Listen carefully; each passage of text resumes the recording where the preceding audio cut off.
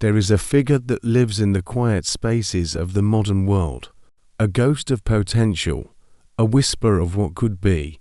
He is the eternal youth, the man-child, suspended between the dream of childhood and the demands of adulthood. In Latin, he is known as the Puer Aeternus, and his story is not just a psychological diagnosis. It is a myth we all live, a tension we all navigate between the heavens of our imagination and the earth of our daily lives.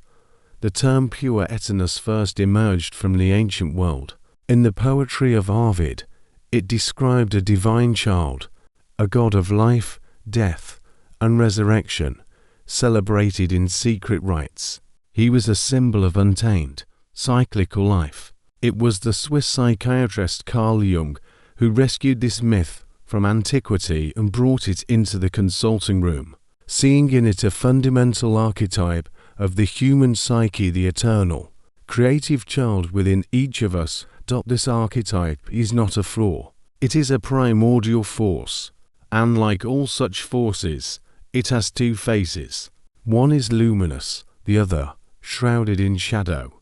On one hand, it holds the key to our energy, our sense of wonder, our pure, unforced creativity. It is the part of us that can still look at the world with fresh eyes. On the other hand, when it dominates, it becomes a prison of its own. It thwarts our growth, dooming us to a life of adolescent fantasies, where reality itself feels like a cage. The pure avoids the difficult, necessary work of becoming whole. He fights against his own inner drive towards psychological completion, and in doing so, his growth is stunted. He may possess a vast and vivid inner world, a rich landscape of imagination, but he fails to bring this treasure into the light of consciousness. The potential remains hidden, like a seed buried to deep, never breaking the surface to meet the sun. It remains in the depths of the unconscious, a king in exile within his own kingdom. You may recall the moment in The Matrix when the hero, Neo, is offered a choice: a blue pill, to remain in the comfortable, simulated dream, and a red pill, to confront the often harsh, unvarnished truth of reality. The blue pill is the promise that ignorance is bliss. The red pill is the call to self-realization. No matter how difficult the path, the pure will almost always choose the blue pill. If you find yourself unable to commit to a path, to a relationship, to the weight of responsibility, if you feel a sense of meaninglessness creeping in at the edges of your days, then understanding this eternal youth within you is not just an intellectual exercise. It is a vital step toward integration. The Jungian analyst Marie-Louise von Franz dedicated a profound study to this archetype. She described the negative aspect of the pure as a young man who lingers too long in adolescence, often bound by an invisible cord to his mother. A mother's instinct to protect is natural, is sacred, but when the child is kept in the comfort of the nest for too long, he never learns to face the trials of life. And so, when the world proves cold, he flees. He seeks the nourishing, protecting circle of the mother. It is an unconscious temptation to return to the womb, to a state where all needs are met without struggle. This creates what is known as a mother complex. The pure is the man-child who refuses to grow up. He shirks responsibility, avoids life's challenges, and silently expects others, often his parents, to solve the problems he encounters. Because he lacks a true zest for learning through doing, he never develops a deep, embodied understanding of anything. Von Franz writes that such people have great difficulty finding a job, for whatever they find is never quite right. There is always, as she puts it, a hair in the soup. The woman is never quite the right woman. She is nice as a companion, but there is always a but that prevents true commitment. The pure is acutely, painfully aware of the transitory nature of life. He knows that every experience, every relationship will one day end, and so he cannot give himself wholeheartedly to anything. He knows the end will be a disappointment, a parting. He is always, in the back of his mind, getting ready to say goodbye, and this very anticipation makes the experience more likely to end, reinforcing his bleak prophecy. This is a pathological reflex. He trains himself not to suffer by anticipating the suffering. He braces for the disappointment in order to avoid the full force of the blow, and in doing so, he commits a subtle, profound refusal to live. It seems rational to him, but this overthinking is a kind of disease. He becomes trapped in his own reflective hyperconsciousness, a self-created bubble that isolates him from the raw, messy, and beautiful texture of life. To truly enter life means to confront one's own mortality. It means stepping into a corruptible, imperfect world. For the pure, this is a variation of the old mythological motif, leaving paradise, that archetypal maternal womb, and falling into the realization of our own incompleteness, our limits, and our inevitable death. Outwardly, the pure can seem to be in a sleepy daze, as if one might be inclined to pour a bucket of cold water over his head to wake him. But this is only the surface. If you look deeper, you find a cherished, elaborate fantasy life within. He may become a megalomaniac, believing himself to be a hidden genius, the next great philosopher. But he has no tangible work to show for it. He's an artist without art. He daydreams of success, which is a passive fantasy. This is very different from what Jung called active imagination, a deliberate engagement with the unconscious, daydreaming about success, instead of visualizing the steps and accepting the risk of failure, can ironically make one more prone to fail. Jung wrote that the pure leads a provisional life, haunted by the fear of being trapped in a situation from which he cannot escape. His plans for the future slip away into fantasies of what could be. While he takes no decisive action to change his present, he covets independence and freedom, chafes at any boundary, and finds most restrictions intolerable. This provisional life is an attitude that is not rooted in the here and now. It is a feeling that one's job, home, relationship is not yet the real thing. They are mere placeholders until some mythical, perfect destiny arrives. Jung called it the modern European disease of the merely imaginary life. The pure eschews commitment and responsibility because they demand a certain rigidity. He escapes into fantasy for temporary comfort, trying to fly as high as possible away from the earthly realm. He ends up like Peter Pan, the boy who wouldn't grow up, living in a neverland where no one ages. This, the Peter Pan syndrome, has become an increasingly common ailment of our time. Such a person lacks a solid sense of identity, which results in feelings of fragmentation and worthlessness. To compensate, he pursues ecstatic highs in drugs, alcohol, sex, or daredevil escapades, anything that can transcend the inner depression and grant a fleeting illusion of a solid self. The person living provisionally is alienated from his own reality. He spends his time ruminating on fantasies that go nowhere, that achieve nothing. There is an ancient Greek fable about an astrologer, Thales of Miletus, who was so lost in gazing at the stars that he fell into a well. The lesson echoes through the ages. How can one have knowledge of the heavenly things above, if one does not know what is beneath one's own feet? The pure has a vivid imagination, but he is often incapable of transforming his insights into action. He lives in an ethereal realm and misses the blood and guts, the grit and grace of life on earth. As a result, he is rarely successful in any conventional sense. Von Franz paints a poignant picture of his daily existence. He gets up late, hangs around until lunch with a cigarette, giving way to his emotions and fantasies. In the afternoon, he means to work, but first goes out with friends, then with a girl.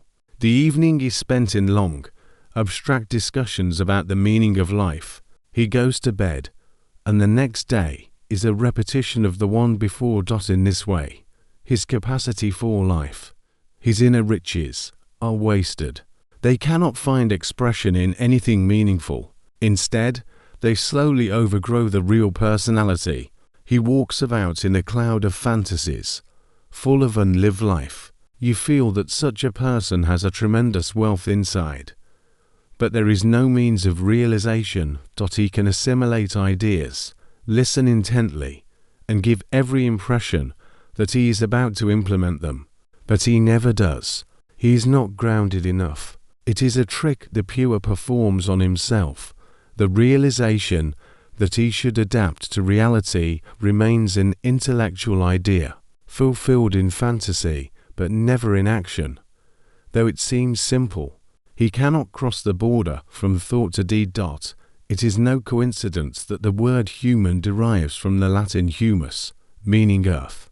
To be human is to be humble, down to earth, grounded in earthly experience. It is this soil that contains the rich nutrients that can heal us. The Puer is like Icarus of Greek myth, who was warned not to fly too close to the sun. Ignoring the warning, his waxen wings melted, and he fell from the sky into the sea. He flew too high, and forgot the earth that gave him substance. Jung tells a haunting story of a 25-year-old woman who lived an extreme provisional life. She was absolutely inaccessible, living and doing things, but without any true connection to them. No matter how hard Jung tried, nothing touched her. She had no relation to the world. A few months later, she shot herself in the street. Jung went to see her body. She had not lost consciousness immediately, and the expression on her face, he said, was extraordinary. It was the look of someone who was utterly convinced a thing was black, and to whom it was very important that it was black, but to whom one had finally, irrefutably, proven that it was red. It was a look of bewilderment, and a sort of pleasant surprise. Jung understood what had happened. At the moment she shot herself, she finally understood what life was. Sometimes, people have to injure themselves terribly in order to awaken. This shows how deeply unconscious we can become. The inner world must complement the outer, and the outer the inner. An over-reliance on the inner world, where the ego cannot leave its neverland, makes adulthood impossible. As this becomes a crisis, the unconscious itself begins to seep in, threatening to overwhelm and drown the fragile ego. There is a stark, Jungian truth. Whatever one has within oneself, but does not live, grows against one, of course. There is also the opposite extreme, the child who is forced to mature too early. These are the neglected children, whose hardships force them to become hyper-realistic, independent, and disillusioned. You can see it in a bitter, falsely mature expression. They were pushed out of the childhood world too soon.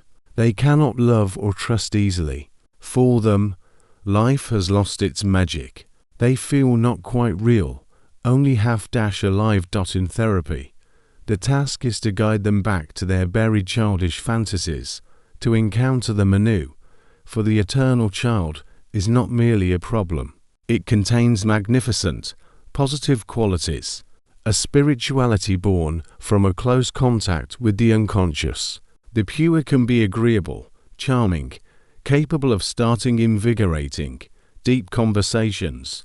He appears as the divine child who symbolizes newness, potential for growth, and hope for the future. Friedrich Nietzsche understood this profoundly. He saw the child as the final metamorphosis in the journey to becoming who we are. He wrote, "The child is innocence and forgetfulness, a new beginning, a game, a self-propelling wheel, a first motion, a sacred yes." The inner child we speak of in integration is not a regression to infantilism. It is a progression toward wholeness, born from the maturity of the adult. We all have this child within, even the elderly, who sometimes return to a childlike state of innocence and wonder. The positive eternal youth is one who is immersed in the present moment, filled with wonder and playfulness, giving way to pure creativity. He is a yes-sayer, the pinnacle of life affirmation. He brings the heavenly realm down into his earthly existence. There is a passage from the Bible that captures this. Truly I tell you, unless you change and become like little children, you will never enter the kingdom of heaven. As we journey through life, we encounter another archetype, the Senex, Latin for old man. He, too, has his light and shadow. Positively, he is the wise old man, grounded, patient, conscientious, and controlled. He brings order and stability. Negatively, he is cynical, rigid, materialistic, reluctant to change, and devoid of humor. The Senex is the opposite of the pure, yet they are two sides of the same coin.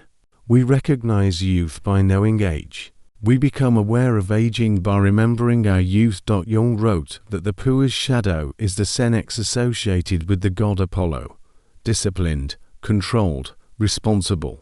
Conversely, the shadow of the Senex is the Puer related to Dionysus, unbounded, instinctual, disordered, intoxicated with life. The Puer dreams big. The Senex works hard. The ratio varies in each of us.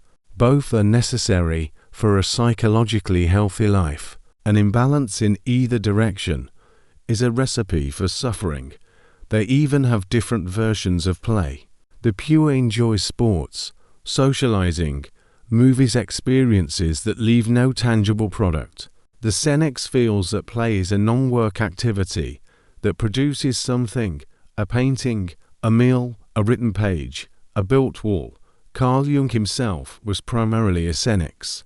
He made sculptures, carved stone, drew mandalas, and created the magnificent Red Book, but in one of the most difficult periods of his life, his confrontation with the unconscious, he felt a profound disturbance.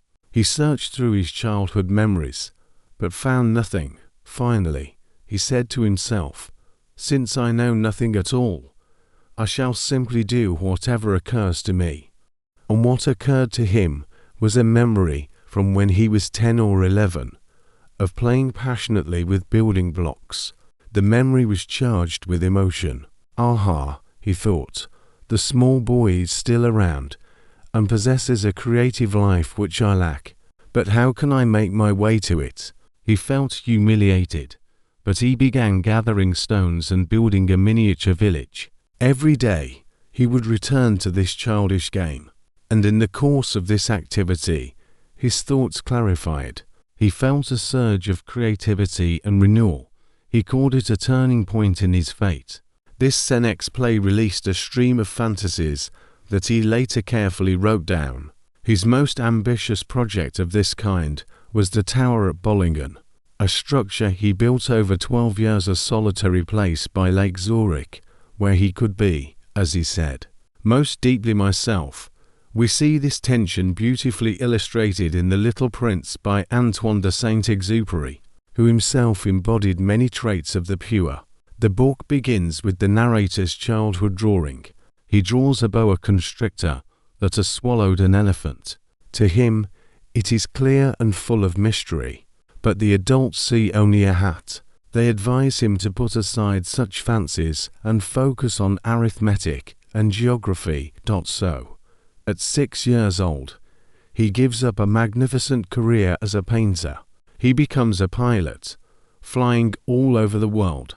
But throughout his life, he tests people by showing them that first drawing, hoping to find someone who understands. They never do.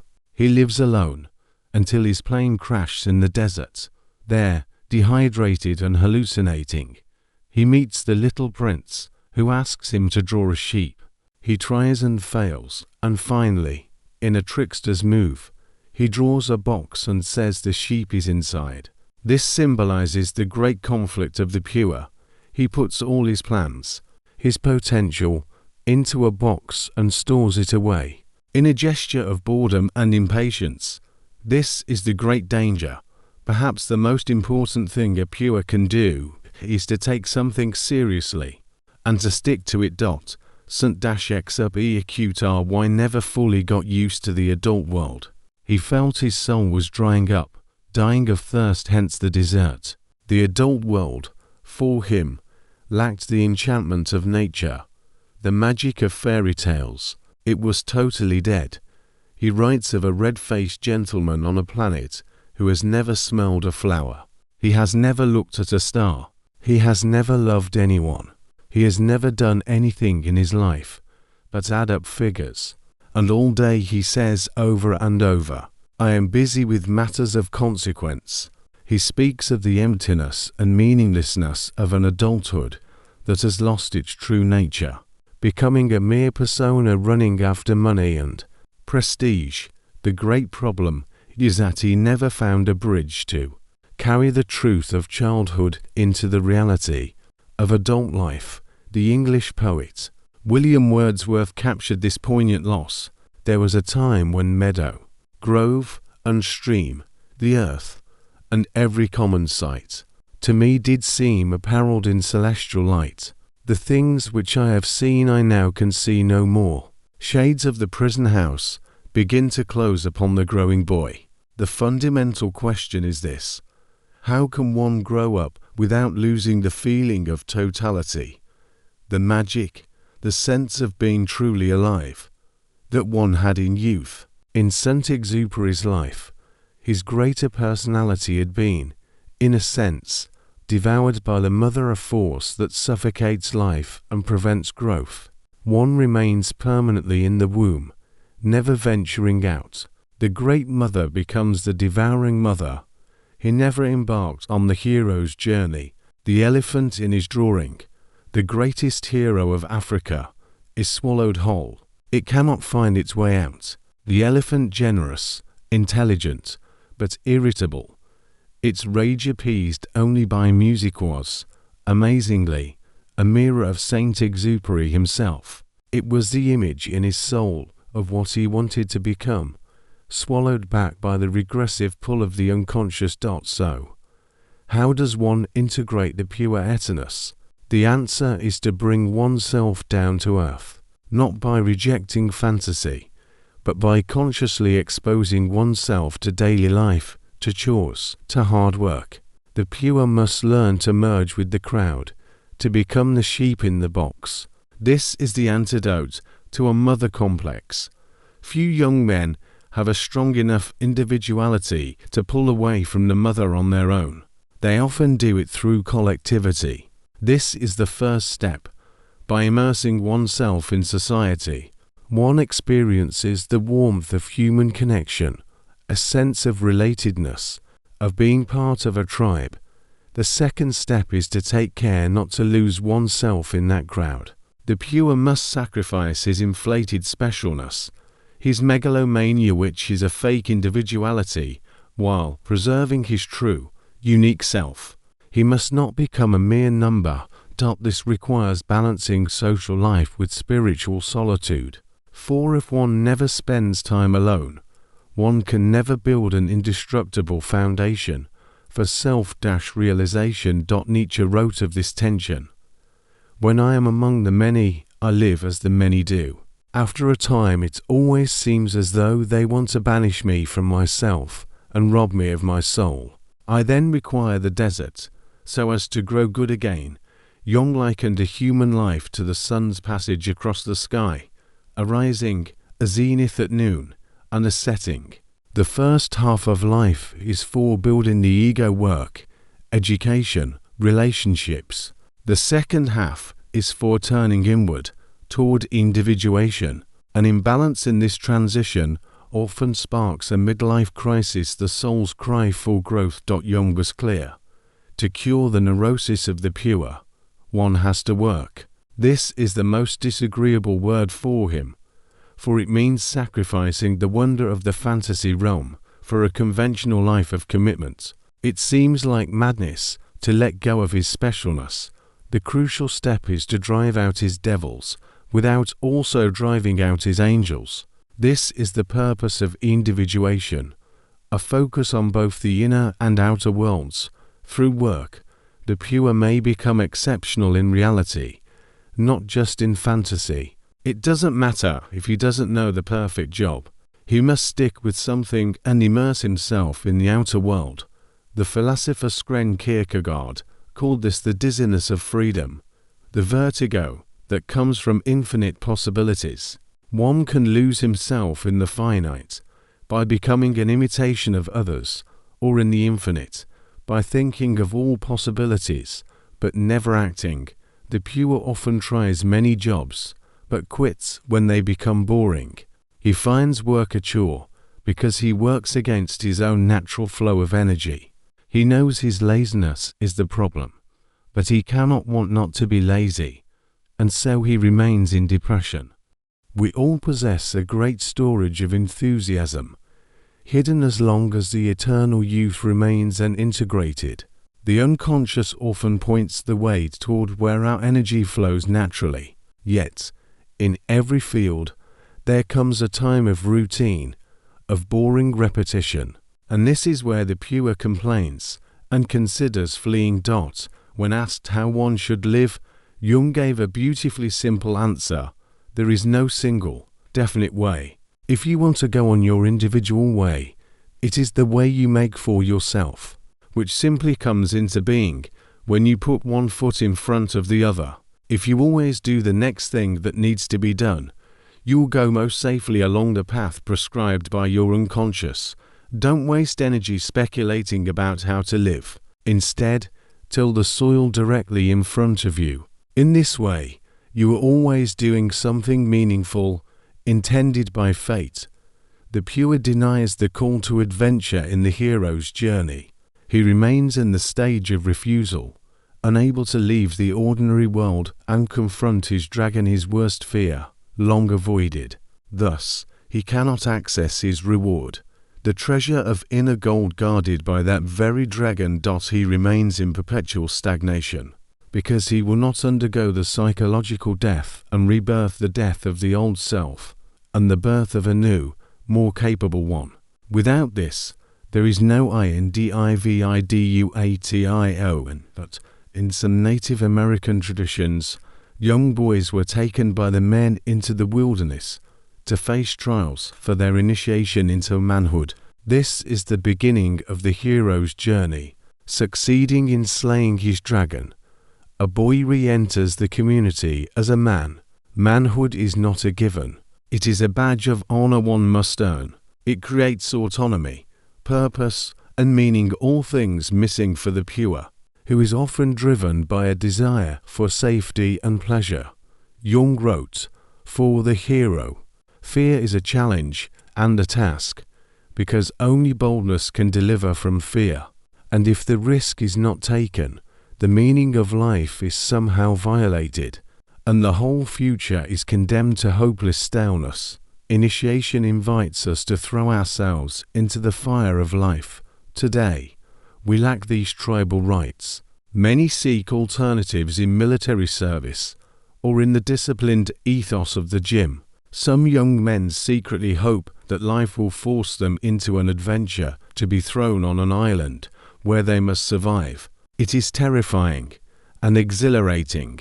Psychologically, they are waiting for an archetype to activate and orient them. For a young woman, the equivalent initiation can be marriage and childbearing, which often demands the sacrifice of the Puer, the eternal girl.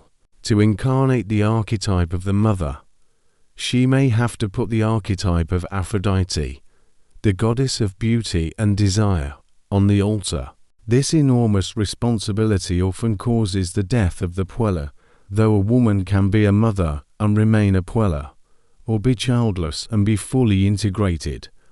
Dreams are a vital source for integrating the pure. When the inner child appears in dreams, it is always both behind us and ahead of us. Behind us is the infantile shadow, pulling us backward into dependency. It must be sacrificed. Ahead of us is the child God of renewal, the possibility of life continually expanding. When we change our conscious attitude, our dreams respond. We can engage with them by writing them down, drawing them, coloring them. This amplifies their contents, brings the imaginary into reality, and signals to the unconscious that we are listening. Dream images can be used in active imagination. You consciously enter the inner picture and continue its story, giving it new life. Dreams tell us what to do with our lives, and we need not worry if we don't understand a dream, for a dream understands us. The Swiss artist Peter Burkhauser once dreamt of the Puer Aeternus and painted him, a divine boy riding a powerful wild horse, coming from cosmic distances. He had 4 arms, and from one hand grew a magical, 8-pointed flower. The boy embodied quaternity, a symbol of spiritual totality. It was an encounter with the archetype of the self. The English poet and artist William Blake is an example of someone who integrated his Puer Aeternus. He reminds us that if the doors of perception were cleansed, everything would appear to man as it is, infinite. He wrote, "I feel that a man may be happy in this world, and I know that this world is a world of imagination and vision. I see everything I paint in this world, but everybody does not see alike. The tree which moves some 2 tares of joys in the eyes of others, only a green thing which stands in the way. As a man is, so he sees. The journey of the eternal youth is not about killing the child. It is about freeing him from the prison of fantasy, so that his divine creativity can finally walk upon the solid, nourishing earth. It is the slow, patient work of building a bridge between the stars we dream of and the soil we stand on. It is the courage to take the simple, humble, and profound step of doing the next thing that needs to be done. And in that very action, the eternal child and the wise old man finally meet, not as enemies, but as partners in the great work of becoming who we are."